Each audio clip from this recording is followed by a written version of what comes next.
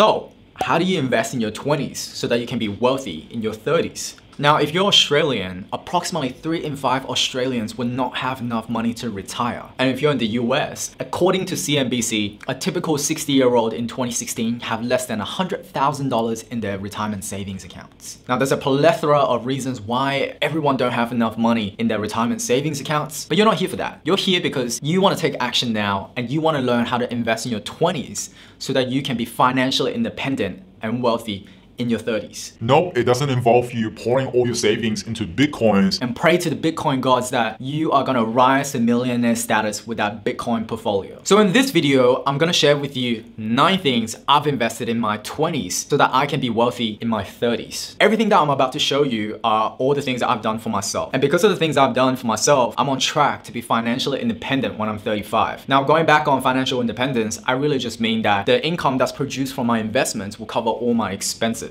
Make sure you watch this video all the way to the end because one of the last few things on this list are things that you need to do but you don't want to do. And if this is your first time here, my name is David. Always make sure you gently destroy that like button unless you want to smash it. Smashing. Oh, and subscribe to my channel because if you're lonely every Wednesday, you have a bold Asian guy sliding into your notifications with videos on how you can be rich later in your life. Without further ado, let's go.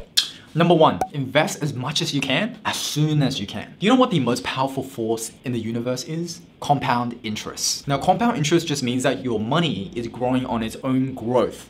What?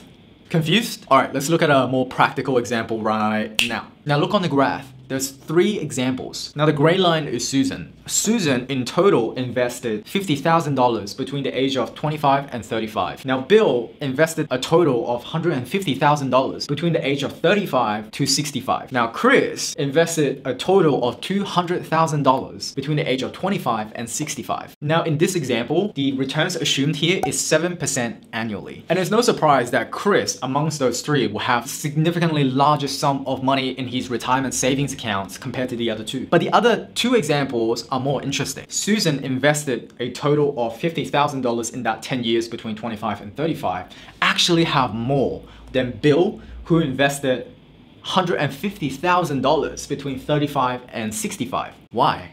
Now, that discrepancy is the beauty and the power at play of compound interest. Because the money Susan invested earlier on in her life is growing on its own growth. Now, if you want me to dedicate a full video on compound interest, say interest in the comments below, and given if there's enough people, I'll create a full video on that. So going back on topic, the most precious resource that you have in your 20s is time. And when you can invest as much as you can, as soon as you can in your 20s, you allow that investment to grow on its own growth. Okay, so if the first point is invest as much as you can, as soon as you can, so then the next question becomes, what do you invest in?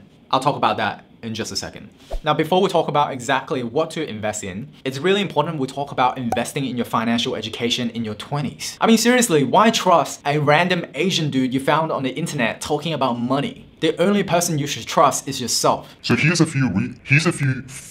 a few free resources to help you get started. English is my second language, do not judge me. Now the first resource is actually someone that I personally look up to on YouTube, and he has been incredibly helpful in helping me understand how to manage my personal finances better, how to invest, and that's... What's up you guys, it's Graham here. Graham is someone that I look up to when it comes to personal finance on YouTube. He's essentially my Kobe Bryant when it comes to the investing and personal finance world. His channel is really great for real estate investing, Roth IRA and 401k plans, and just some great, incredible advice on how to get around the tax man. Another YouTuber that I personally really look up to and I love watching his content when it comes to personal finance and investing is Andre Jig.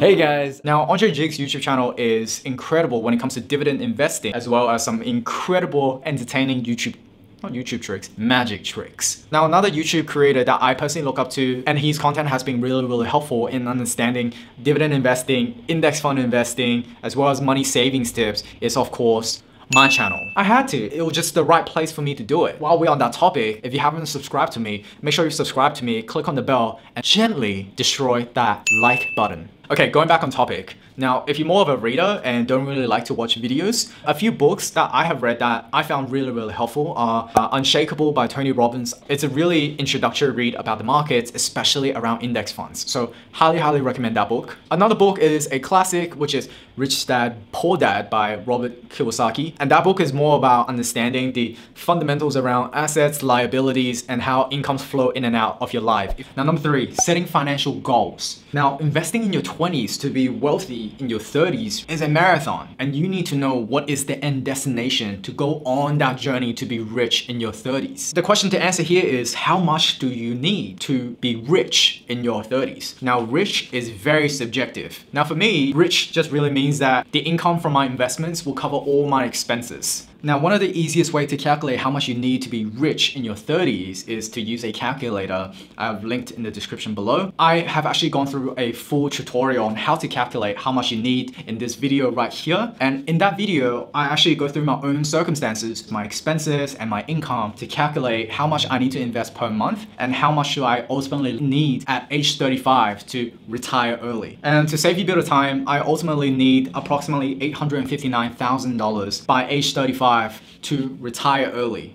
Now, I am only about 5% there, but because of one of the things I've invested in later on this list, I'm still very confident that I will get to that point by age 35. And I'll talk about that in just a second. So now that we've got financial literacy and also setting financial goals out of the way, it's time that we talk about exactly what to invest in. Which brings me to point number 4, keeping things simple with index funds / ETFs. For me personally, I kept things really simple with index funds because it's low cost, it's really accessible for everyday people like me. And over the long term, it is very likely that my investments will outperform majority of professional money managers. So if you look on the screen right now, this is a graph from Bloomberg since the 1990s. You can see here that if you just bought into the S&P 500 index, it is more than likely that you are going to outperform majority of active investors by a long mile.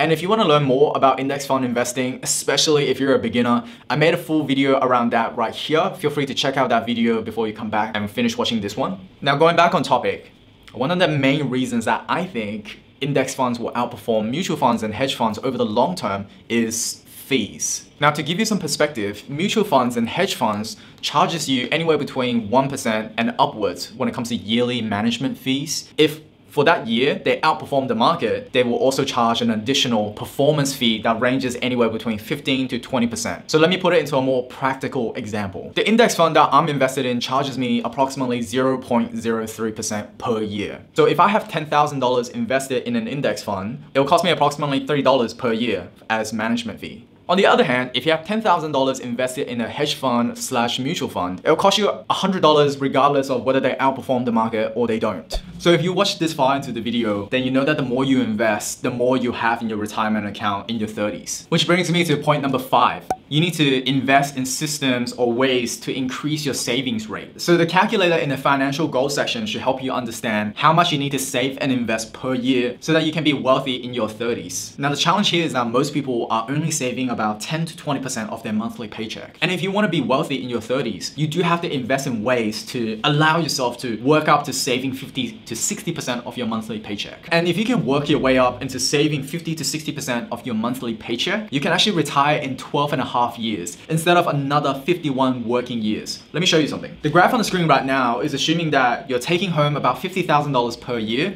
and the return on that investment is about 5% per year. If you just save 10% of that take-home pay and invest that, you have to work another 51 years to have enough money to retire. Whereas if you are able to work your way up into saving 50 to 60% of your monthly paycheck, you can actually retire in 12.5 years. Now, if you want to know what I did to work my way up to saving 50 to 60% of my monthly paycheck, I made a full video on that right here. Feel free to check it out when you have some spare time. Now, if you don't have time to watch my money savings tips video, let me try to summarize everything in point number 6. And that's live like you are broke. The thing is, in your 20s, no one really cares whether you have anything. And you can really live with your parents to cut down your expenses as much as you possibly can be cheap, and no one would really notice. And honestly, you have no obligations during this point, and I would really encourage you to take advantage of that instead of trying to live on your own and also have a ton of expenses that come with that. It's not the same when you're a little older, especially in your 30s, because imagine living with your parents still in your 30s. Or maybe your house is so big, you have a mansion at that point and your parents is at the back. So if that's the case, then hey, do you. While we're on this topic, stop buying things that you don't need to impress people you don't even know. That email that you received just now about a sale that is once of a lifetime is not going to end today. And also, that product that is supposed to be limited is not limited. You know how I know that the sale or the product is not limited? It's because it's usually a marketer like me sending you those messages to encourage you to buy.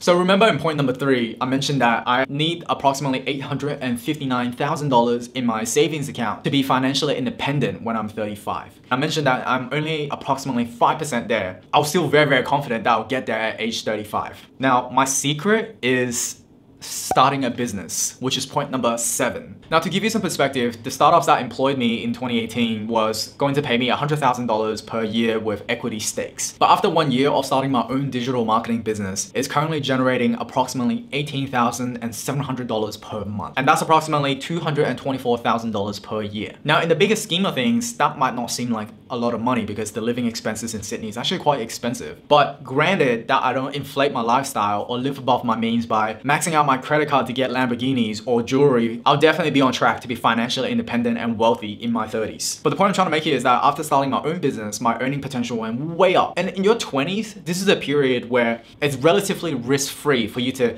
take a chance at things and experiment with different ventures.